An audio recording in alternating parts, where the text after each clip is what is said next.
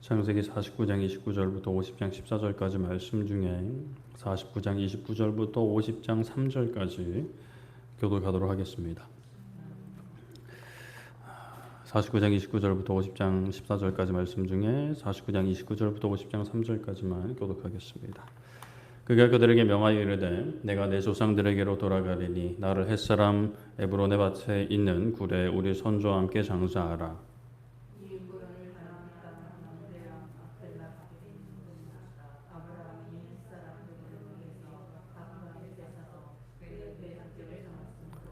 아브라함과 그의 아내 사라가 거기 장사되었고 이삭과 그의 아내 리브가 거기 장사되었으며 나도 레아를 그곳에 장사하였노라.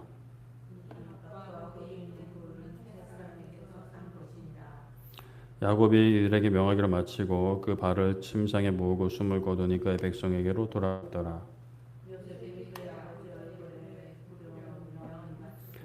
그 수종들은 의원에게 명하여 아버지 몸을 향으로 처리하게 하며 의원이 이스라엘에게 그대로 하되 40일이 걸렸으니 향으로 처리하는 데는 이 날수가 걸림이며 애굽 사람들은 70일 동안 그를 위하여 곡하였더라. 아멘.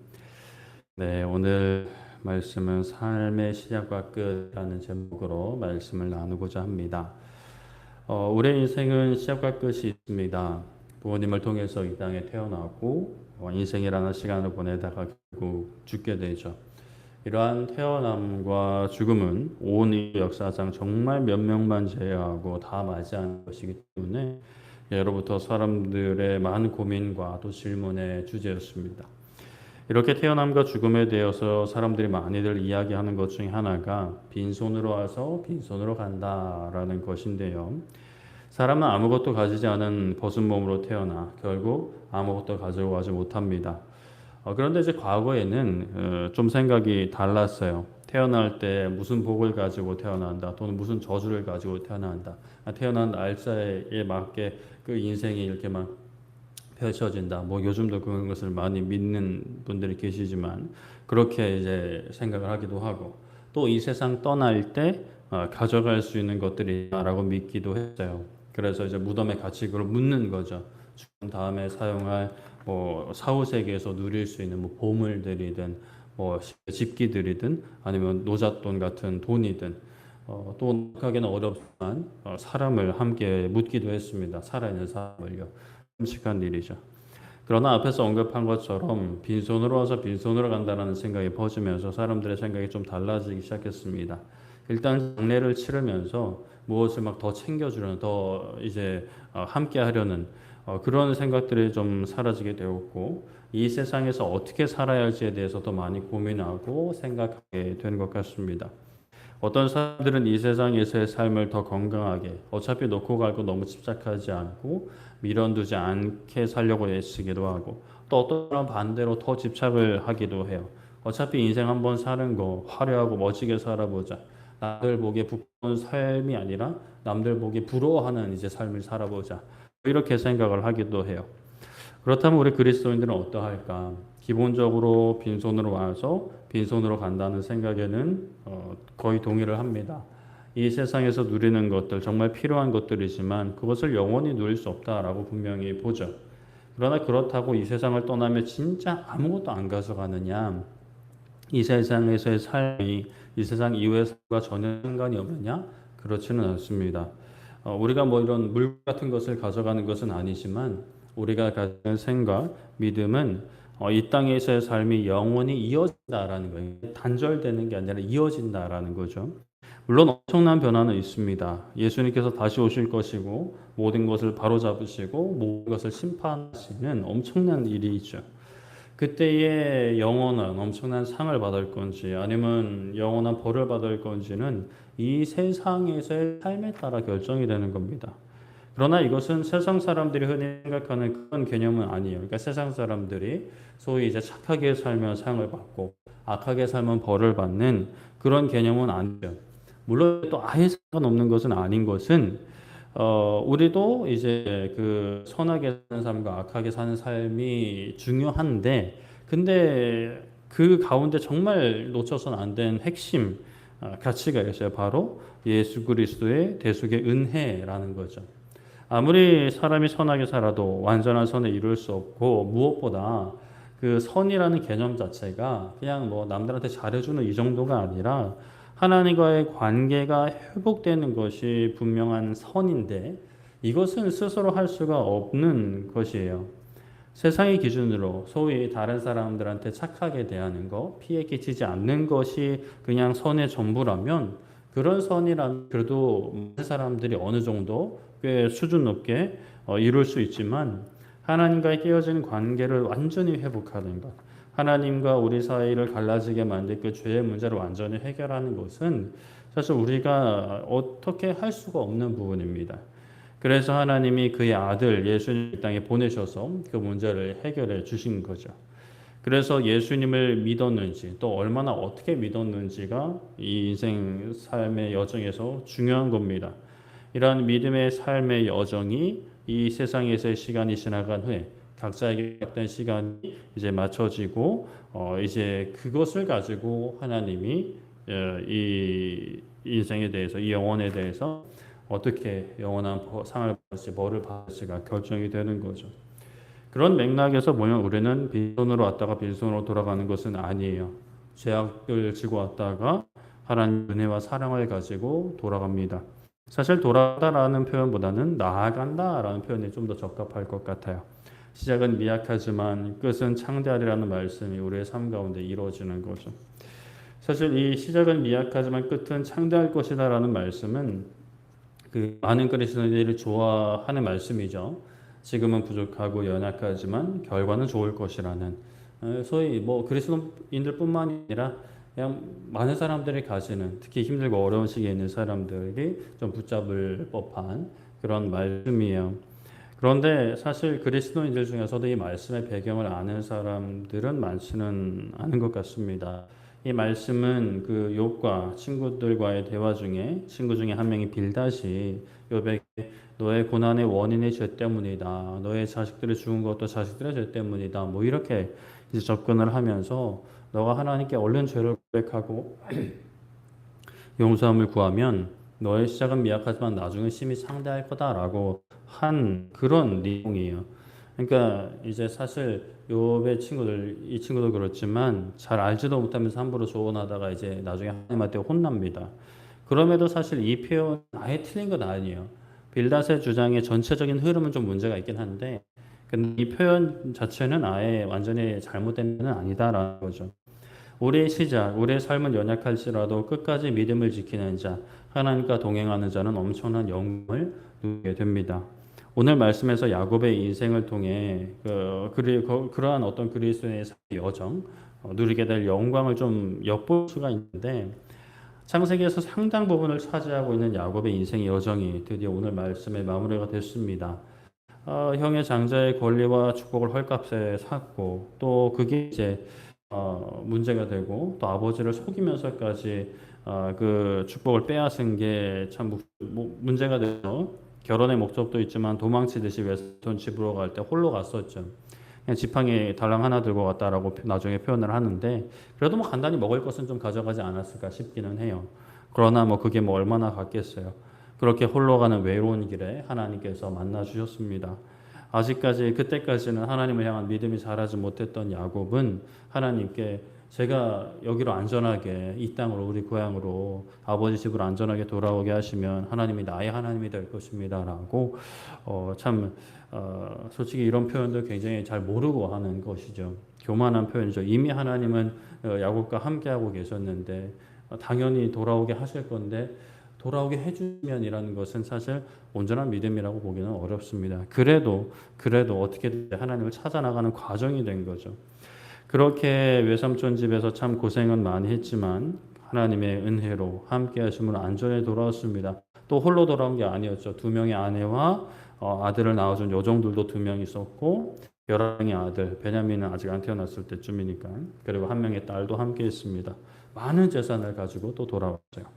그렇게 가나안 땅으로 돌아와서도 험한 시간을 보냈습니다. 딸이 정말 비참하고 괴로운 일을 겪기도 하고 또 그로 인해서 복수를 자행한 아들들 때문에 위험에 처할 뻔도 했어요.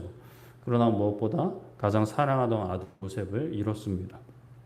그러나 하나님은 야곱이 외삼촌 집으로 갈 때 아무것도 모르는 야곱을 이미 지켜주시고 함께 하셨던 것처럼 야곱이 전혀 알지 못한 사이 요셉을 지키셨고 요셉과 함께 하셨고 요셉은 애굽의 총리가 됐죠. 그렇게 하나님의 약속의 말씀을 붙잡고 요셉이 초청을 받아서 나중에 요셉을 만나러 갈 때에 애굽에 내려간 야곱의 가족이 70명이었습니다. 그 사이에 또 는 거죠. 그러니까 외삼촌 집에서 이제 가나안 땅으로 올 때보다 더 늘어난 거예요. 그렇게 야곱은 애굽에서 17년을 살면서 그의 자손들은 또 번성했습니다. 죽을 때가 되어서 요셉의 아들들에게 축복하고 자신의 다른 아들들을 불러 축복했어요. 루벤, 시몬, 레위 지파는 안 좋은 소리와 저주까지 듣기는 했지만 결국 이들이 12지파, 10족속이 되었다라고 말씀을 했습니다. 아브라함에게 이삭으로 갈 때는 한 명으로 갔었죠. 이삭에게 야곱으로 갈 때는 또 한 명에게 갔어요. 물론 이스마엘도에서도 복을 받았지만 그래도 이제 한 명에게 이었는데 야곱에서는 12명의 아들들에게 그것이 퍼져 나갑니다. 늘어나는 확장되는 거예요. 그렇게 야곱은 아들들의 후손들에 대해서 예언의 말씀을 유언과 같이 성공하고 온 말씀에 다시 한번 당부하는 것은 29절에 보면 내가 조상들에게 돌아가는데 나를 햇사람 에브론의 밭에 있는 굴에 선조와 함께 장사하라 합니다. 과거 야곱의 할아버지 아브라함 그리고 이제 그의 할머니 사라 장사 지내기 위해서 그 밭과 굴을 샀었죠. 그때도 그냥 그 족속들이 아무데나 편하게 쓰시라고 했지만 아브라함은 그렇게 할 수 없다면서 있지만 날싸하게도 하지만 다하게 값을 지불하고 그 밭과 굴을 샀습니다. 많은 사람들 앞에서 그 매매를 이제 확정했어요. 그 굴에 자신을 장사하게 해달라 합니다. 아브라함이 하나님의 약속을 붙들고 우선을 위해 깔끔하게 정리했던 그곳에 나를 매장해달라라고 해요.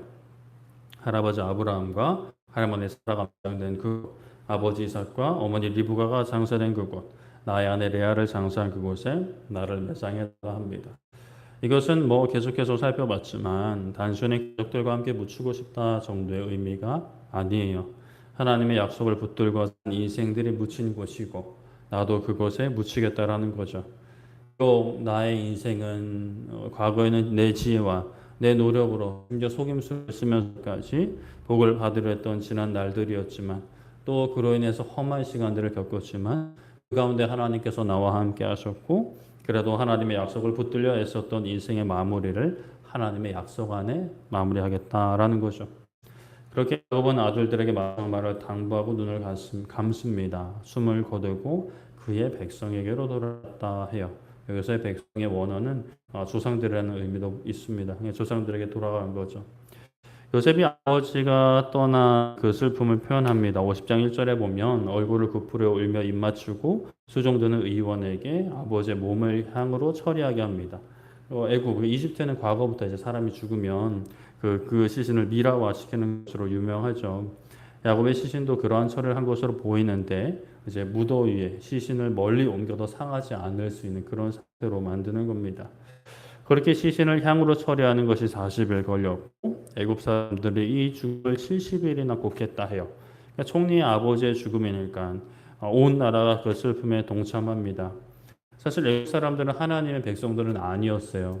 하나님의 백성들은 아니었지만 이 슬픔에 동참케 하시는 모습을 보게 하십니다. 결국에 우리 마지막 날에 하나님을 알지 못했던 이들도 결국 다시 오신 예수님 앞에 무릎 꿇게 되고 예수님을 높일 수밖에 없는 그 모습을 마치 보여주는 것 같아요. 그렇게 국하는 시간이 지나고 요셉은 바로에게 자신의 아버지를 가나안 땅에 장사하게 해달라 합니다. 아버지의 당부가 그러하고 내가 갔다가 다시 오겠습니다 라고 해요. 바로가 이를 허락합니다. 그리고 대대적인 장례 행이 꾸려집니다. 10절에 보면 바로의 모든 신하, 바로의 궁의 원로들, 애굽 땅의 모든 원로들과 요셉의 온 집, 형제들과 아버지의 집이 함께 올라갔다 합니다. 그러니까 이동이 힘든 어린아이만 남기고 온 집안이 다 움직인 거예요. 이들을 호위하는 병과 기병도 올라갔다 합니다. 그때가 심히 컸다라고 말씀을 하죠. 이들의 행렬과 또 가나안 땅에 올라가서 애국하는 모습을 가나안 사람들로 봅니다. 굉장히 놀랐겠죠. 멀리서 엄청난 행렬이 오는데 전쟁을 하러 오는 것은 아니고 자세히 보니까 장례 행렬이에요. 그런데 마치 군대가 움직이는 것처럼 많은 사람이 오니 그것도 뭐 이렇게 뭐 초라한 사람들이 아니라 뭐 굉장히 있어 보이는 사람들이잖아요. 그런 사람들이 올라오니 이게 무슨 일인가 했을 겁니다. 대체 누구의 장례길래 저 애굽에 저 나이 들어 보이는 그냥 늙은이들도 아니고 굉장히 좀 힘 있는 사람들 같은데 도대체 누가 죽었나라고 하는 거예요. 들어보니 애굽 총리의 아버지가 죽었는데 또 그리고 야곱을 아는 사람들 분명히 가나안 땅에 있었을 것이란 말이죠. 근데 야곱이 죽었는데 저렇게 큰 행렬이 돌아왔다라고 사람들은 알게 됐을 겁니다.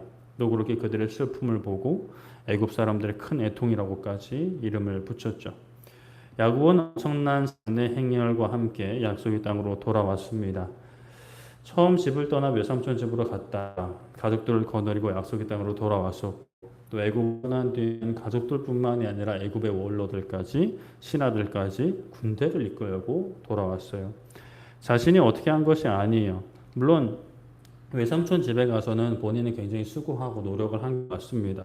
그러나 그것 또한 하나님의 은혜 없이는 그렇게 될 수가 없었고 애굽에서 올라온 행렬은 진짜 하나님께서 온전히 하신 거죠.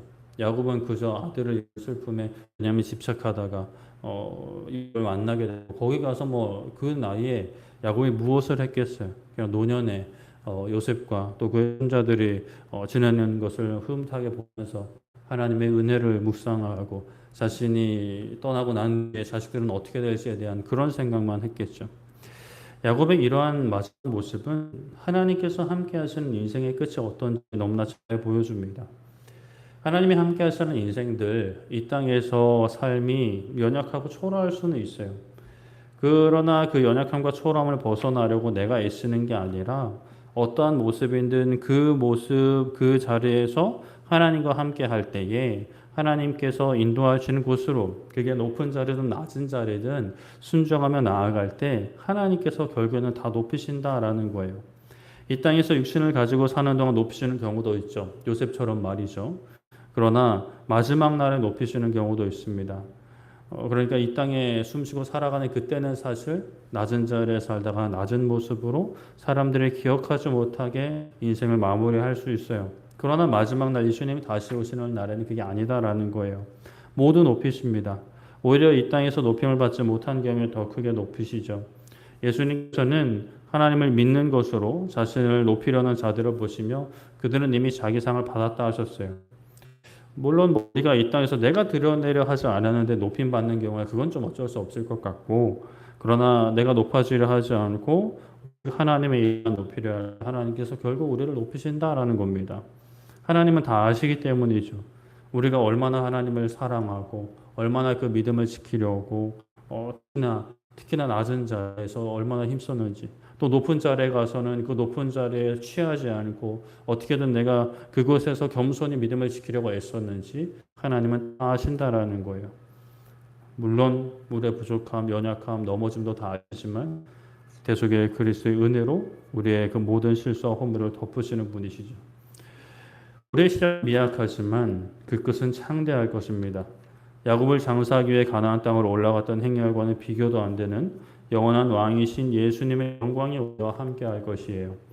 야곱의 장래 행렬은 한 사람을 위한 것이지만 사실 예수님 다시 오실 때는 많은 그리스도인들이 구원함을 받고 그 영광을 누리게 됩니다. 그러나 야곱이 누렸던 영광, 야곱이 이 땅에 물론 야곱은 죽은 시신의 상태지만 그 모습, 그 어떤 거대한 장래 행렬과 우리 모든 그리스도 역사 속 모든 그리스도인들이 누리게 될 그 영광 합친 거 또 그리스도니까 한 사람이 누리게 될 그 영광이 야곱이 누렸던 것보다 더 큰 줄을 믿습니다. 우리 이 세상의 큰 사람도 천국에 있는 작은 사람보다 작기 때문이죠.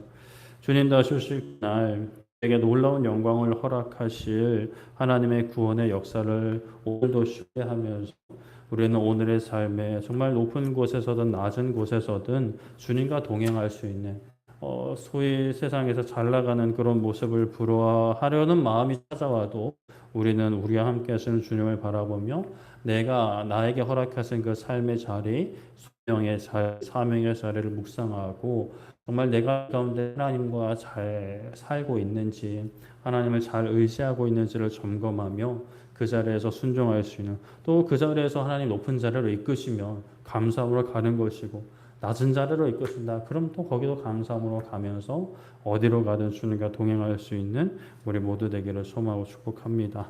말씀을 정리하겠습니다. 야곱의 인생의 여정이 마무리되었습니다. 마지막으로 당부한 것은 할아버지 아브라함이 구매한 막벨라 굴에 이제 장사해달라는 것이에요. 요셉은 바로에게 허락을 받고 아버지 야곱의 시신을 장사하러 가나안 땅으로 갑니다. 야곱의 온 집안 사람들뿐만이 아니라 애굽의 신하들, 장로들까지 군대를 이끌고 가요. 엄청난 행렬이 야곱의 이 세상에서의 시간의 그 마지막 최후를 함께합니다. 외삼촌 집으로 도망갈 때 홀몸이었어요. 그리고 결국 두 번의 타지 생활 끝에 도는 그 발걸음은 혼자가 아니었습니다. 하나님께서 채우신 거죠. 지금의 연약함, 현재의 부족함, 또는 억울함, 우리의 실수, 잘못, 그 모든 것을 채우시고 덮으시고 회복하실 하나님의 그 능력을 우리가 믿고 우리의 삶은 그 하나님의 능력을 드러내는 도구가 될 뿐입니다. 지금의 연약함과 부족함도 그 도구가 되는 거예요. 그게 부끄러운 게 아니라 창피한 게 아니라 물론 세상에서는 그것을 눈흘겨 볼 수도 있겠지만 그러나 우리가 거기에 휩쓸리지 말고 거기에 매이지 말고 우리를 통하여 일하실 하나님을 보고 선포해야겠죠. 주님 다시 오실 그날까지 그 믿음을 가지고 끝까지 믿음을 지키며 사명 감당할 수 있는 부르신 곳에서 하나님을 예배하고 하나님을 높이고 찬양하며 하나님 전할 수 있는 우리 모두에게를 소망하고 축복합니다. 우리 함께 찬양하고 기도했으면 좋겠는데요. 이 시간